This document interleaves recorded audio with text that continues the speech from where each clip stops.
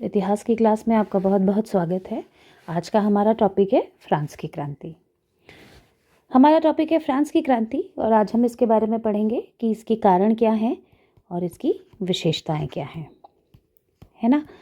तो देखो बेटा, फ्रांस की क्रांति दुनिया की सबसे खूबसूरत क्रांति कही जाती है क्योंकि इसमें जो है लोगों ने असमानता के विरुद्ध क्रांति की। अब एक चीज़ हम ये कहते हैं कि असमानता के विरुद्ध क्रांति की, है ना। तो बात क्या है, देखो, जो अत्याचार होते हैं, है ना, वो केवल भौतिक परिस्थितियाँ, हम उन्हें कहते हैं भौतिक परिस्थितियाँ, है ना। तो ये जो भौतिक परिस्थितियाँ होती हैं बेटे, ये केवल क्रांति की जो है पृष्ठभूमि तैयार करती है, इसका बैकग्राउंड तैयार करती हैं। क्रांति का करना उस देश की जनता की चेतना पर निर्भर होता है, यानी कि उनकी बौद्धिक चेतना पर, उनकी इंटेलेक्चुअलिटी पर, कि आपके साथ अत्याचार हो रहा है लेकिन उस अत्याचार को आप अपनी नियति भी तो मान सकते हैं, है ना। हो सकता है कि आप अपनी नियति उस अत्याचार को मान के चलें, या फिर हो सकता है कि आप ये मान लें कि भाई हमारे पूर्व जन्म के कर्म हैं। ऐसा भी बहुत सारी चीज़ें हम उन सबको मान सकते हैं। लेकिन अगर आप में बौद्धिक चेतना है तो आप वो जो अत्याचार आपके साथ हो रहा है उसके खिलाफ आप आवाज़ उठाते हैं, है ना।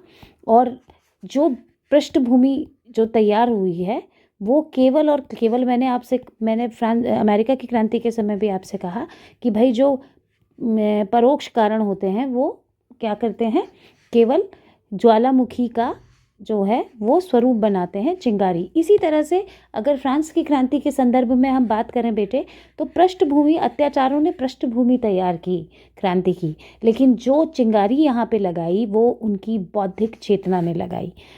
इसलिए इस क्रांति को इन्होंने असमानता के विरुद्ध जो है लड़ाई लड़ी, इसलिए जो है इस क्रांति को सबसे खूबसूरत क्रांति कहा जाता है। अब हमें ये समझना पड़ेगा फ्रांस की राज्य क्रांति के कारण, ठीक है। तो सबसे पहले हम फ्रांस की राज्य क्रांति के कारण समझेंगे, ठीक। देखो, फ्रांस की राज्य क्रांति जो है यूरोप के इतिहास की, ठीक, एक महत्वपूर्ण घटना है, लेकिन ये जो है संपूर्ण विश्व के इतिहास की एक बहुत अद्भुत घटना समझी जाती है ना। क्योंकि ये वहाँ की आर्थिक, अब ये इसलिए नहीं समझी जाती, मैंने आपको पहले भी हम बता चुके हैं कि भाई इसलिए नहीं कि वहाँ की आर्थिक, राजनीतिक सामाजिक स्थिति, है ना, आर्थिक स्थिति, राजनीतिक स्थिति, सामाजिक स्थिति इतनी ख़राब थी उस वक्त यूरोप के और देशों में बेटे, इससे भी बहुत ज़्यादा ख़राब स्थिति थी।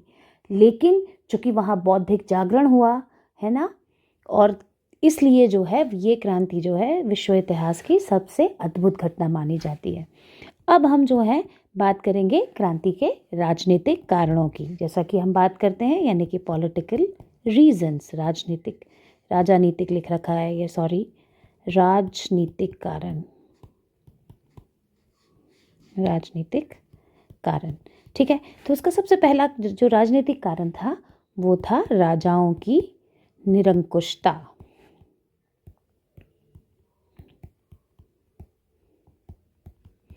राजाओं की निरंकुशता। देखो, फ्रांस की क्रांति के समय तक राजतंत्र है, निरंकुश राजतंत्र था फ्रांस में, है ना। यानी कि राजा जो है वो क्या था, राजा के दैवीय अधिकार, राजा अपने आप को क्या मानता था, ईश्वर प्रदत्त दैवीय अधिकार था, ईश्वर का प्रतिनिधि मानता था अपने आप को, है ना। और ये क्या करते थे, ये स्वेच्छाचारी तरीके से अबाध रूप से जनता पर शासन करते थे, ठीक है। मैंने आपको पहले भी बाहुबली का एक बार उदाहरण दिया था क्लास में और आपसे कहा था कि कौन वो हीरोइन है, वो कहती है जब मेरा वचन ही है शासन, है ना, मेरा वचन ही है शासन। तो इन लोगों का भी हिसाब किताब यही था बाहुबली की तरह कि हमारा वचन ही है शासन।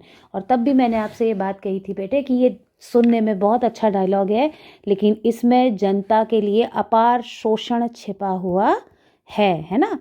तो जनता क्या करता था कि राजा की इच्छा ही वहाँ पे क्या होती थी, इसका मतलब इच्छा ही कानून होती थी। राजा जिसे चाहे जो है वो क्या कर सकता था, जिसे चाहे उसे जो है जेल में डाल सकता था, हो सकता है कि मतलब ये हंसी की बात है, लेकिन किसी भी प्रकार की उसको बंदी गृह में डालने के लिए किसी भी तरह की न्यायिक जांच की ज़रूरत नहीं थी कि भाई कोई न्यायिक जांच होगी तब आप उसे बंदी गृह में डालेंगे।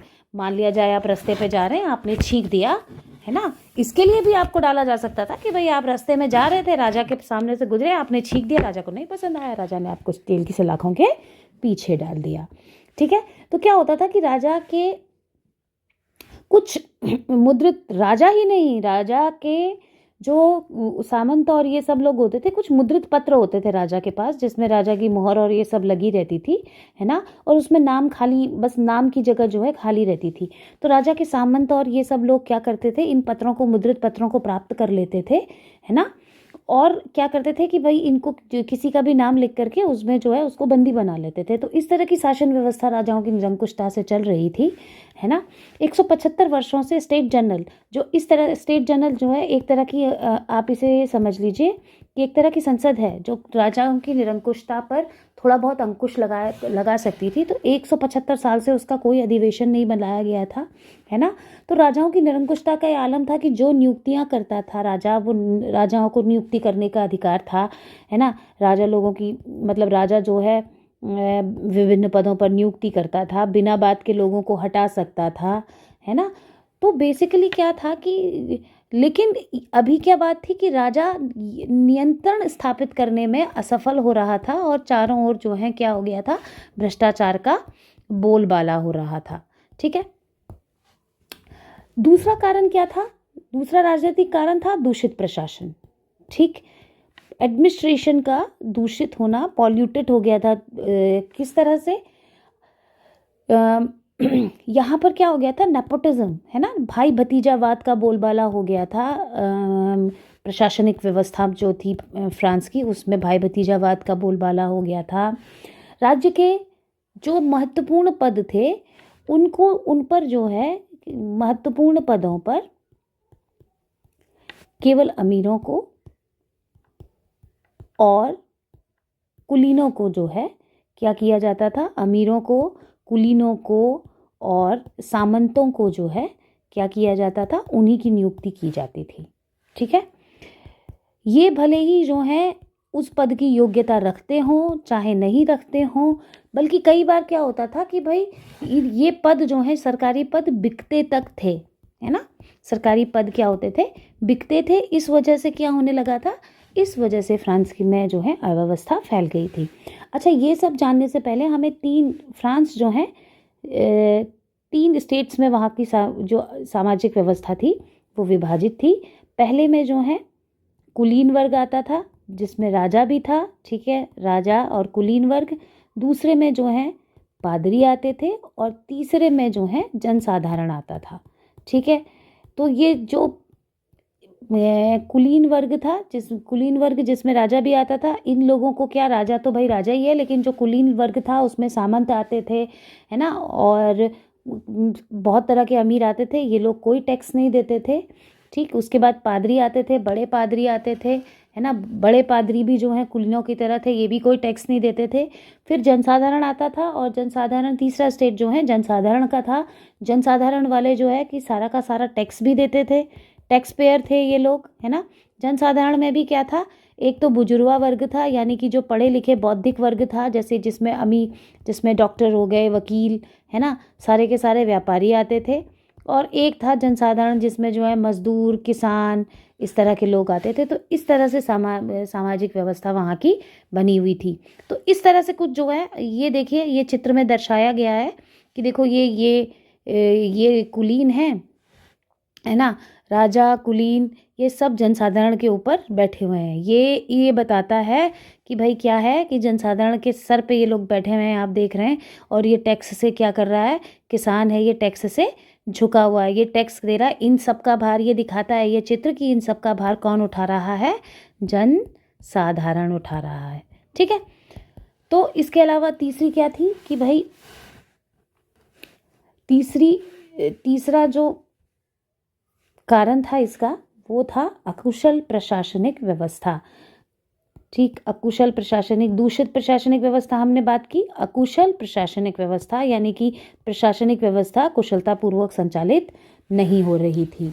ठीक है, देखो लुई जो 14th था, लुई 14वें के शासनकाल में कुशल प्रशासनिक व्यवस्था के लिए फ्रांस जो है वो बहुत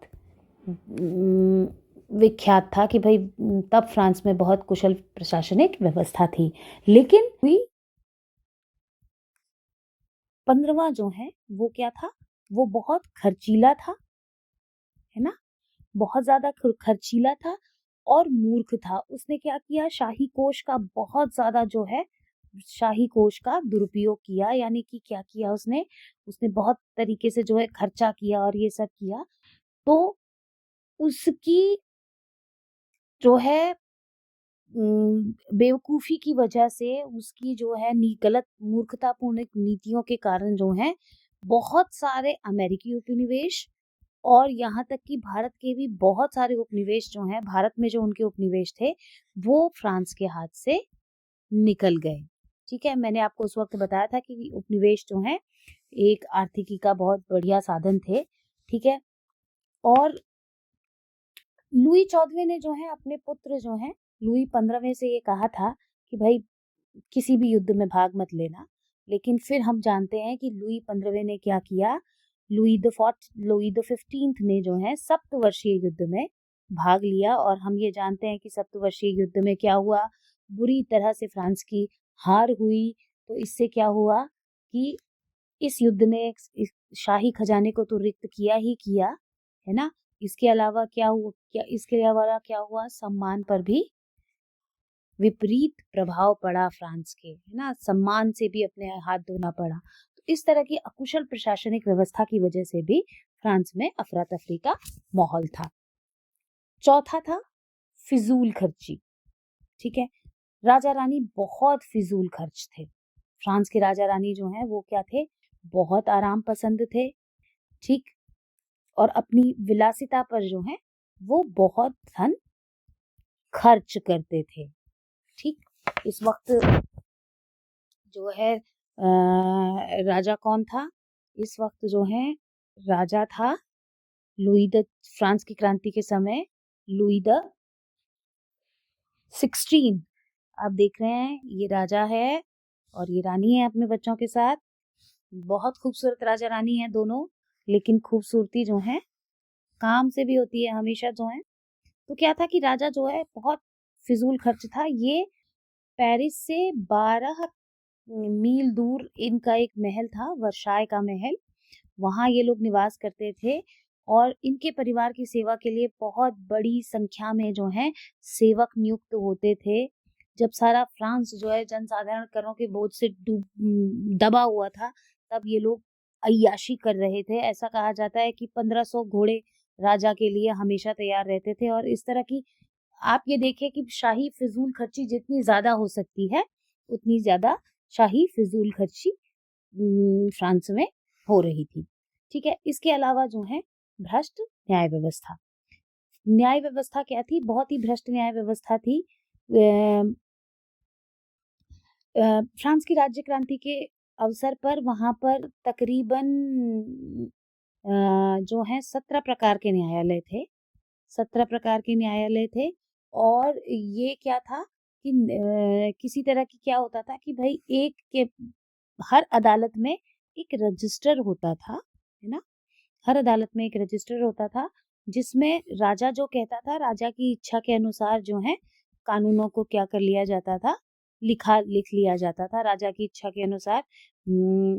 मतलब अगर आप ये समझ लीजिए तो फ्रांस में कुल मिलाकर के 400 तरह के कानून थे। यहाँ पर एक स्थान पर जो गैर कानूनी काम होता था, ये हाल हो गया था कि यहाँ पर कोई काम गैर कानूनी है पूरी तरीके से, और यहाँ से आप थोड़ा सा दूर जाएं तो क्या होता था, पूर्णतः वही काम जो है पूर्णतः कानूनी माना जाता था। ठीक है, तो इस तरह की वहां की स्थिति थी।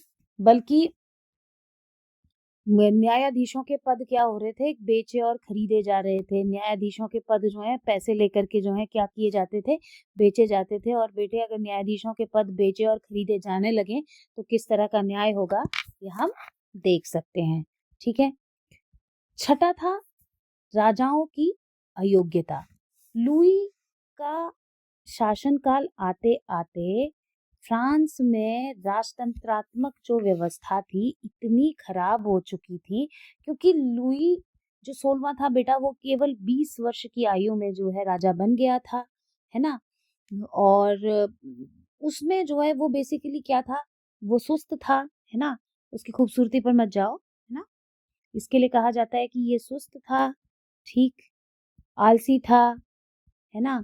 और इसे अपने बाल संवारने का बहुत शौक था और शिकार खेलने का शौक था, है ना? और नाट्यशालाओं का शौक था, मतलब नाटक देखने का शौक था, ठीक? और मैरी एंटोनेट जो इसकी पत्नी थी, वो भी जो है स्वभाव से बहुत खर्चीली महिला थी, है ना? और ये कहा जाता है कि राजा जो है अपनी पत्नी की हाथ की कठपुतली मात्र था। तो जो भी है, हम ये देखते हैं कि भाई राजा ने अगर अपनी बुद्धि का उचित प्रयोग किया होता, अगर राजा उस वक्त फ्रांस की स्थिति जैसी थी, उस वक्त जो है एक हमें कैसा राजा चाहिए था फ्रांस के लिए? फ्रांस के लिए हमें उस वक्त एक योग्य राजा चाहिए था, लेकिन उस वक्त इस तरह का राजा हमें जो है नहीं मिल पाया फ्रांस में, इसलिए जो है क्या हुआ, फ्रांस की क्रांति हुई। दूसरा क्या था? करों का बोझ। जनता पर करों का बहुत ज़्यादा बोझ था। जनता जो कमा रही थी बेटा, थर्ड स्टेट, वो हमने आपको बताया कि भाई कुलीन तो नहीं, थर्ड स्टेट जनसाधारण पर बहुत ज़्यादा बोझ था। किसका? करों का बहुत ज़्यादा बोझ था। 80% वो अपनी आय का जो है क्या कर रहे थे, कर दे रहे थे, है ना? और जो अमीर लोग थे वहाँ पर क्या था कि भाई जो शाही परिवार के सदस्य थे, है ना, सामंत थे, कुलीन थे, ये जो है धनी वर्ग जो था वो करों से पूरी तरह से मुक्त था। इसलिए भी जो है फ्रांस में उस वक्त जो है क्रांति के लिए सबसे बेहतर जो है जमीन थी। एंटोनेट में रानी मेरी का चरित्र जो है, ये भी फ्रांस की राजनीतिक रानी मेरी का चरित्र भी रानी मेरी का चरित्र भी जो है फ्रांस के राजनीतिक कारणों में गिना जाता है। मैंने आपको बताया कि भाई इसको क्या कहा जाता था, ये मैरी एंटोनेट जो है बहुत खूबसूरत थी, जैसा कि हम देख सकते हैं। इसका अपने पति पर पूर्ण प्रभाव था, है ना? लेकिन ये क्या थी, ये बहुत ज़्यादा जो है अपव्ययी थी, और अपव्ययी थी, बहुत ज़्यादा शान और शौकत, खर्चीली थी, है ना? और ये क्या करती थी, के चरित्र की बात की जाए तो इसका राजा पर पूर्ण प्रभाव था। ऐसा कहा जाता है कि इसको पता था कि भाई फ्रांस जो है इतनी जर्जर स्थिति में है, तब भी ये क्या करती थी, दरबारी षड्यंत्रों में लिप्त रहती थी, है ना? और जो है दरबारी षड्यंत्र करती थी, और इसके लिए कहा जाता है कि इसको मैडम डेफिसिट पुकारा जाता है। इतनी ज़्यादा खर्चीली थी, इसे मैडम डेफिसिट पुकारा जाता है। तो इस तरह से जो है मैरी एंटोनेट का चरित्र भी ऐसा कहा जाता है कि फ्रांस की जर्जर स्थिति के लिए उत्तरदायी था। तो ये कारण है फ्रांस की क्रांति की राजनीतिक कारण। अब जो है हम अगले वीडियो में पढ़ेंगे फ्रांस की क्रांति के सामाजिक कारण। Thank you.